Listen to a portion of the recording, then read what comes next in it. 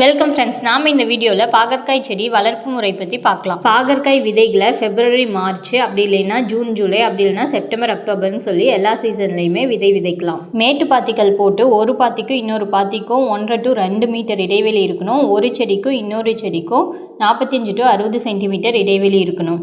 குழி பறித்து 2 to 3 centimetre ஆழத்தில் 2 to 3 விதைகள் போட்டு மண்ணை போட்டு மூடணும். தேவையான நீர் பாய்ச்சினா 7 to 14 நாளுக்குள்ளே பாகற்காய் விதைகள் முளைக்க ஆரம்பிச்சிடும். பாகற்காய் விதைகள் கடினமாக இருக்கிறதுனால நம்ம விதைக்கிறதுக்கு முன்னாடி 6 to 8 மணி நேரம் தண்ணியில் ஊற வச்சு அப்புறம் விதைக்கலாம்.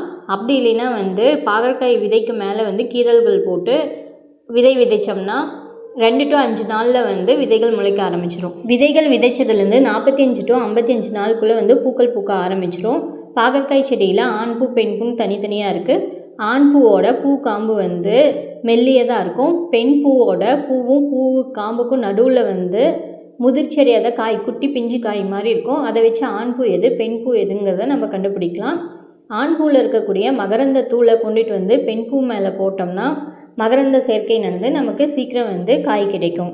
மகரந்த சேர்க்கை நடந்ததுலேருந்து 15 to 20 நாள், அதாவது விதைச்சதுலேருந்து 55 to 70 நாளுக்குள்ளே காய்கள் அறுவடை செய்ய ரெடி ஆயிரும்.